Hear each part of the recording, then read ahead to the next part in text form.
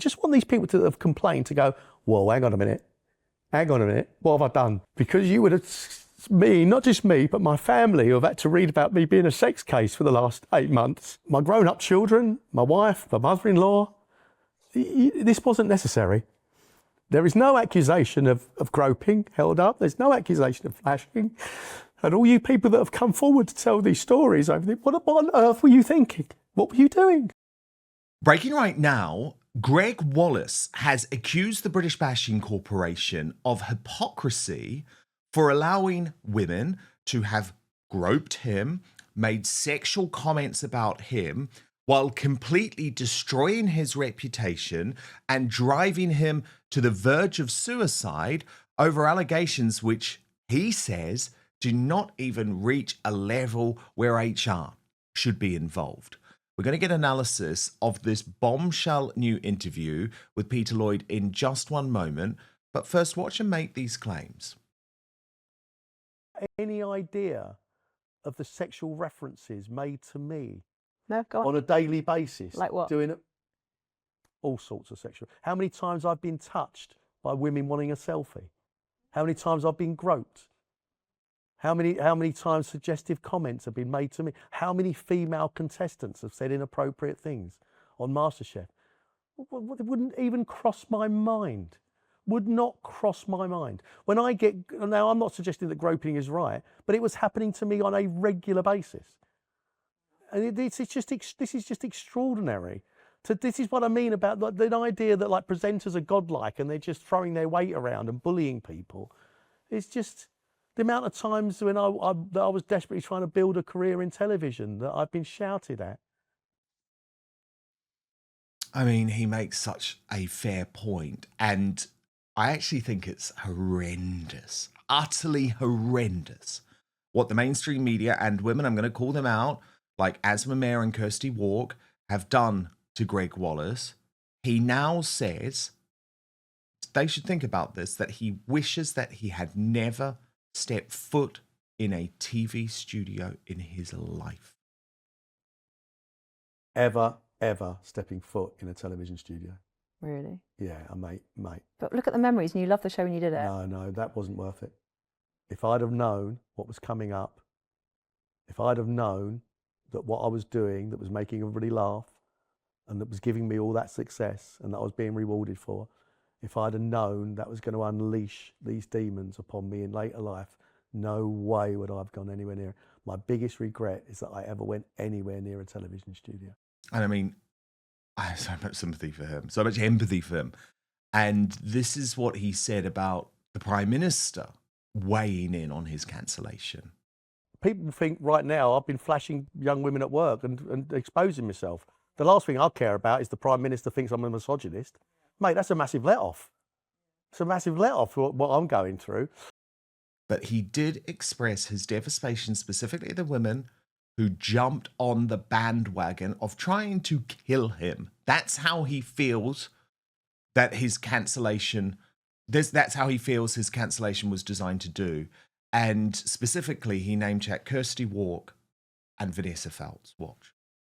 If you're enjoying what we're doing here on Outspoken, please consider joining our thriving community over on Substack, www.outspoken.live. You can sign up completely for free, but Substack is so important to me. It is a free speech platform. It protects me from big tech cancellation. Plus, you get to communicate directly with me. Head on over www.outspoken.live, enter your email address, and sign up today. So you didn't want to be here anymore? Yeah, you don't want to be there.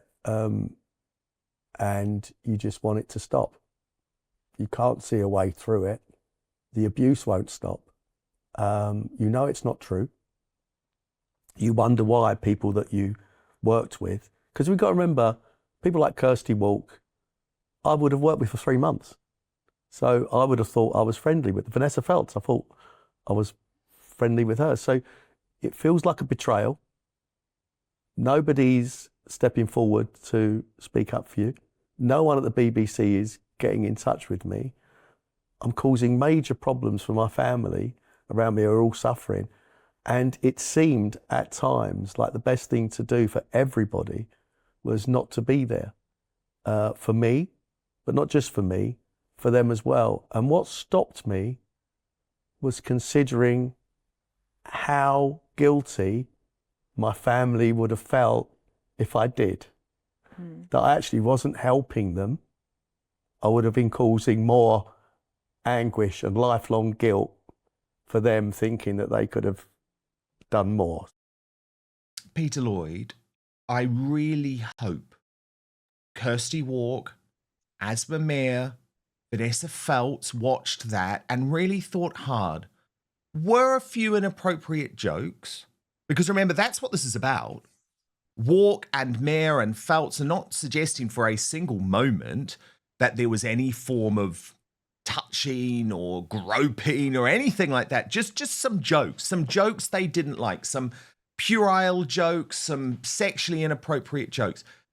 Do they feel that that reached the standard of trying to destroy this man, driving this man to the point of wanting to take his own life?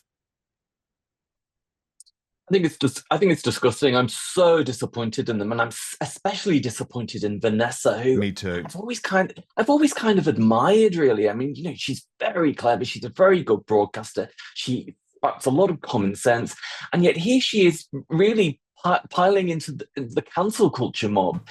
No, Gregg but she Wallace believes in it. She believes in it, Peter. I'll just quickly interrupt because I had personal experience with this. I mean, Vanessa Feltz and I go back years. She was at my 40th birthday party the moment that I was subjected to the cancel culture mob. She joined in.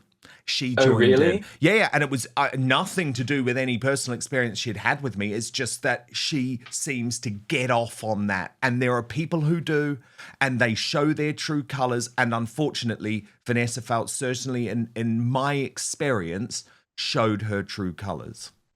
So I wasn't surprised when she did this to Gregg Wallace. Well, then shame on her even more then.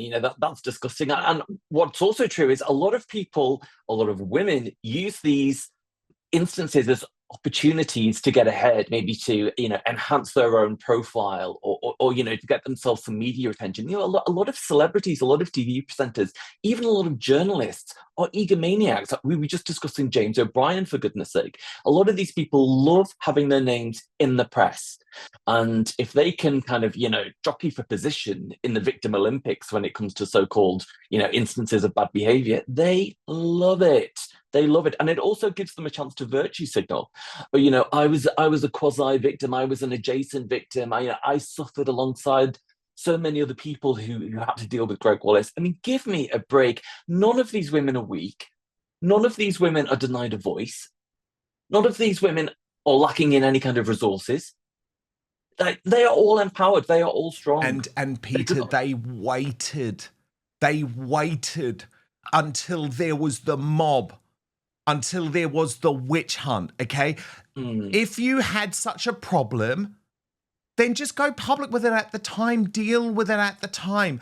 Do not wait until someone's life is being destroyed and then think, oh yeah, this dude said a few inappropriate jokes in front of me 10 years ago. I'm going to go on Newsnight to try and destroy him. If you do that, seriously. And this one's very personal to me because when Gregg Wallace explained the reality of cancellation, right, I thought about my situation and how I felt in those days after Lawrence Fox had come on my GB News show and basically said he didn't want to shag a woman and the whole world exploded, right? Because everything that Gregg Wallace is talking about here in terms of his treatment by the BBC and his treatment of the mainstream media was exactly what I experienced, but just with the employer being GB News. Watch this. So I lost my job. Newspaper headlines were changing hourly. I had journalists outside my gate. I've got my wife and mother-in-law who live with me. Mother-in-law lives here. She's in tears.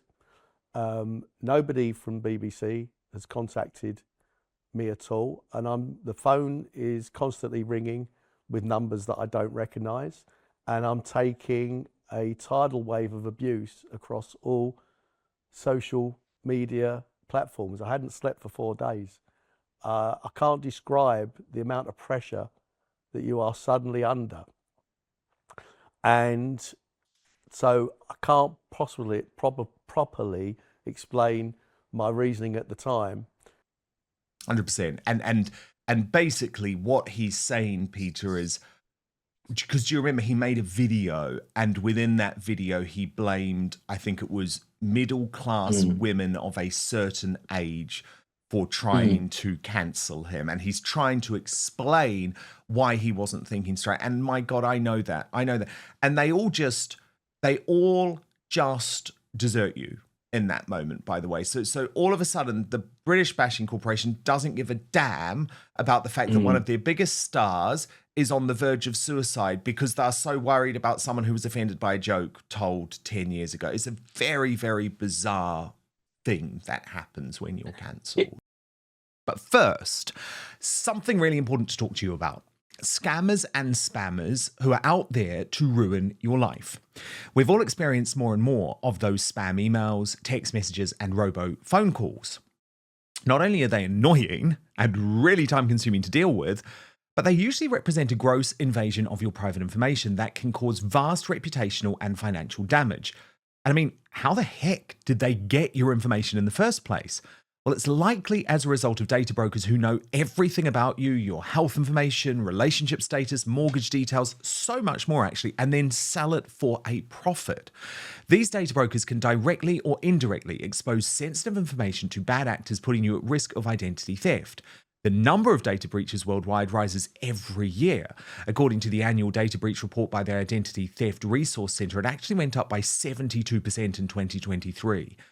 This means that you and your loved ones are at a constantly increasing risk of data breaches as growing lists of data brokers hold your personal information. That is then being sold or published online without you even knowing about it. Let me tell you how shocking the consequences can be. Health insurance companies could actually raise your rates based on your online activity. Huge loans have been taken under people's names without them even knowing about it. And scammers have even started to use AI to, wait for it, mimic the voices of friends and family to trick victims into sending them money. These imposter scams rely entirely on the voice data they can find online. While you can ask these data brokers to delete your personal information, the process takes hundreds of hours to do manually and requires repetition.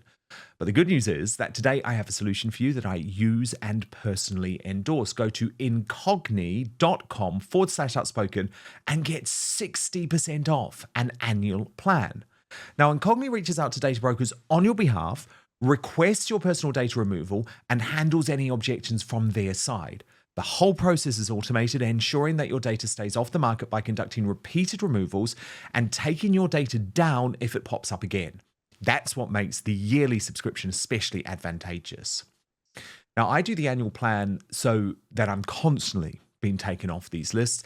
It truly is a simple process. Create an account, grant Incogni the right to work for you, and they will contact the data brokers on your behalf to request your personal data removal. It has helped me so much.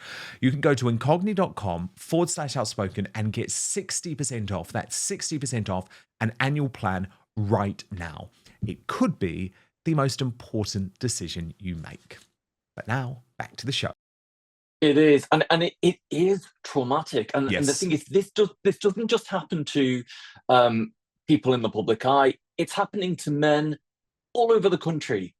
I know, I have men who reach out to me via email and they say, my goodness, I work for this bank or I work for this corporation and they've just cancelled me after 20 years of service. I had a faultless record. But some middle-aged, mediocre woman made a spurious allegation against me, without even really investigating it. They just put me on garden leave, and I have a family to support. And now my wife is questioning, what kind of person I am. And Totally. No innocent until proven guilty? None. It just goes out the window. No due process, no innocent until proven guilty. And then people wonder why the male suicide rate is at a record high. I mean, it's absolutely laughable. But what I would say to men out there who are experiencing this, and even the wives of men who are experiencing this, is that you can come through the other side. Danny, you came through the other side. You're probably stronger than ever now. Absolutely. And you know what? You're so right. And also, please do not think that this is in any way about hating on women, because, you know, the vast, No. you know, certainly in terms of the support that I was given, the vast majority of women in my audience understood what was going on, understood that this was a witch hunt, weren't at all offended by what Lawrence Fox had said on air. So it's unfortunately just a very, very small group of women. But the problem is, it's also about how corporate insanity works, right? So Gregg Wallace spoke about the BBC, Peter, and he spoke about the BBC in terms of the fact that they are completely out of touch, that they've got no idea what's going on in Lewisham, right? Because they're so in North London. And this is how the whole John Turode sacking then happened. Because it's like, we're going to keep paying Hugh Edwards, but we're going to sack John Turode for rapping a Kanye West lyric in a bar after filming 10 years ago. Watch this. You can see at the BBC right now, absolutely everybody's been to Guatemala and nobody's been to Lewisham. If you ask people on the street, they would say Gregg Wallace worked for the BBC. Yeah, of course. Yeah, they've made it impossible for people to work with them. They don't pick up the bill. But they paid Hugh Edwards 200 grand, didn't they? I think I read in your newspaper. Yeah, something like Well, I didn't get a tenner, and I did 20 years. that. Yeah. I just got cut off at the end of November. And in the last couple of weeks, it's taken another dark twist, and your co-host John Turode was fired by the BBC. Yeah. What's your feelings on that? I don't want to comment on what John may have said or may not have said. My sympathies to John. Is he a racist? I'll tell you one thing right now. What John Turode is or isn't, John Turode is not a racist. I've known John Turode for 30 years. John Turode is not a racist. And as evidence of that, I'll show you the incredible diversity of the people that he has championed to MasterChef winners over the years. There is no way that man is a racist. No way. And my sympathies go out to John, because I don't want anybody to go through what I've been through. Yeah. And John Turode is not a racist. And Gregg Wallace says he wants the people who complain to think about the consequences. I just want these people that have complained to go, whoa, hang on a minute. Hang on a minute. What have I done? Because you would have, me, not just me, but my family, who have had to read about me being a sex case for the last 8 months. My grown-up children, my wife, my mother-in-law. This wasn't necessary. There is no accusation of groping held up. There's no accusation of flashing. And all you people that have come forward to tell these stories, what on earth were you thinking? What were you doing? Was I really that much of a baddie that this needed? I don't know. Maybe I was. And if I was, I'm really, really sorry. It didn't appear like it at the time. But it just seems to me ludicrous. If all of this is sexualised language, if all of this is rude jokes, is this what it's about? Because it seems to me, oh look, I don't want to come across as a victim, but I've been through a hell of a lot, and so have my family. And he says there is also now almost a national game, and people who are going to newspapers to try and humiliate public figures. To not say anything, fine, I can understand why you wouldn't, but when you're ready to, the way you do it is to go to the newspapers. To do what? It's almost as if the public humiliation of a public figure is some sort of British pastime. What's going on? This cannot be the way that you would want somebody with neurodiversity to be treated. I mean, Peter, I pretty much agree with everything he said, apart from the very end, because I think it doesn't matter if he's neurodiverse or not. Do you know what I mean? I just think no one should be treated in the way that he has been for what he did.